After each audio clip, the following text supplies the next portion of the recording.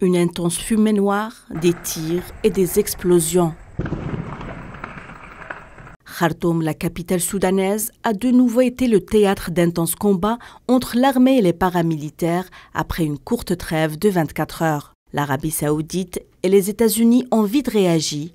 Ils condamnent la reprise des violences. Les deux médiateurs ont appelé à un cessez-le-feu immédiat et se sont dit prêts à reprendre les pourparlers officiels une fois que les deux parties au conflit auront démontré leur engagement à respecter leurs obligations en vertu de la déclaration de Jeddah pour la protection des civils. Des combats acharnés se sont concentrés dans le sud et l'est de Khartoum, ainsi que dans le nord d'Omdurman, où l'armée soudanaise et le FSR ont utilisé l'artillerie et d'autres armes lourdes pour s'assurer le contrôle de plusieurs bases militaires et d'importants ponts.